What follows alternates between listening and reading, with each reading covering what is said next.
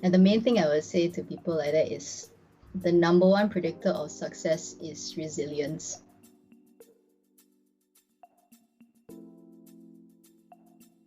If you were met a little girl who sings all day long and has a dream to pursue a life of a singer and an artist, what would you tell her? I would tell her to start looking for the opportunities. I would tell her that if you're very young, and with the internet now, there's a lot of resources, but you have to go and chase down the business side and to chase down the opportunities and to chase down the training that you're going to need as well, because it's a lot harder than you might think.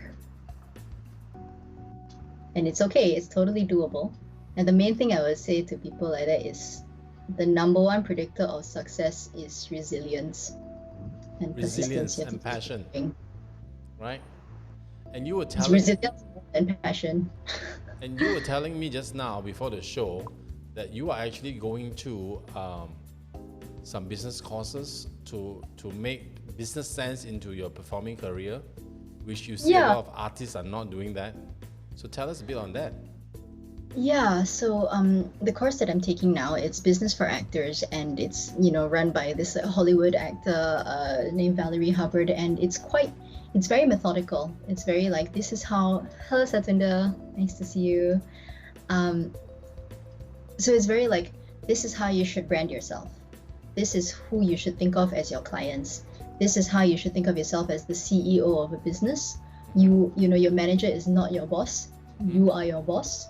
If your manager is earning 10% of the pay, if you are earning 90%, you should be doing 90% of the work as well, right? And it's like how to think of yourself as a product, and for the product to have customers, and how to find the customers, and how to like keep track of them, and then it's going to go into like how to negotiate a contract, how to all these things that I really wish I had known before.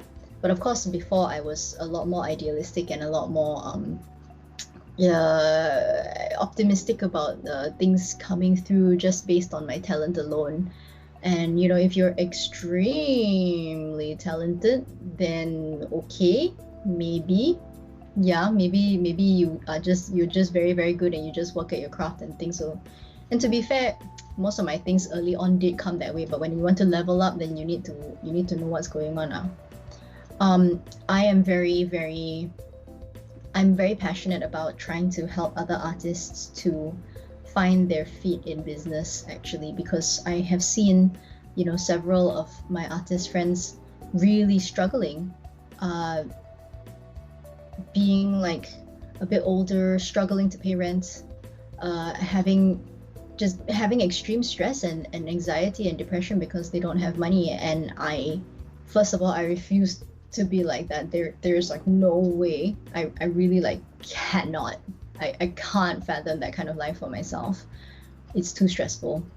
And I feel that for a lot of artists, they just don't think they can. They don't think that they will ever be able to be comfortable. Not to say be rich, yeah, just be secure a bit, right?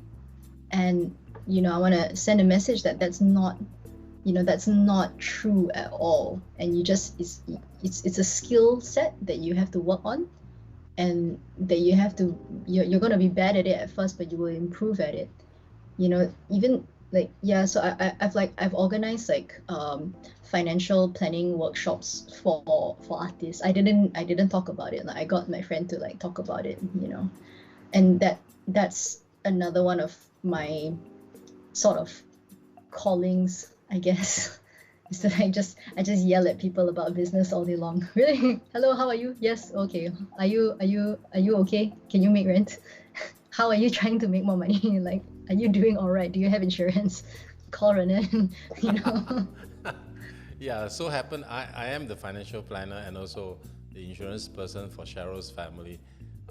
Yeah, if you need any help on financial planning, to talk sense to people on how to actually put their money aside and this and that, call me. I'm more than willing to do a show for your people, for artists and all that. I think they need it. You know, a lot of artists are very bad in, you know, I know guitarists and gigs guys who actually buy the Yeah. next gadget and the next gadget and the next gadget and the next gadget every time they get paid. So, and they have Yeah, problem buying which food the next day. and I can understand that, like you can see those things as like they're investments for your work, because it's good to have like more equipment and have these things, but you need to also be able to take those investments and sell, and go and convert it and get a return. And if it doesn't, even if it's not like an immediate financial return, you need to be making those connections or making those things that are going to lead to something that True. gets you some, yeah. Now, if times rolls back, Cheryl, if times rolls back, if you have a choice to choose your life again, would you live your life differently? If I could talk to a younger version of Cheryl, Yep. I would tell her that she needs to work a lot harder, and I would give her a sense of, I would go back to Cheryl at maybe like 13, if I could, and I would say, this is where you're at, and this is the standard of your competitors who are actually going to be able to like make it to Broadway. And if you train your butt off now, and you're smart about where to go and how to do it, and you work a lot harder, then maybe you can. It's terrible, isn't it? Nah, it's okay. You know, it is honest advice. So, you know, one piece of advice for dreamers outside. For dreamers out there who are pursuing a life, there are many, many musicians, many, many performers who are still trying. What would you say to them as a person who has actually made it, in a certain form? Yeah. What would you say to We- them?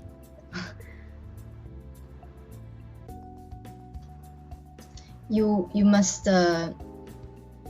must be persistent, and you must understand that it's really tough. Yeah, you have to just keep going, and you have to get very comfortable with very, very hard work and very, very difficult times. Mm-hmm. Difficult, yeah. You have to work your butt off lah, basically.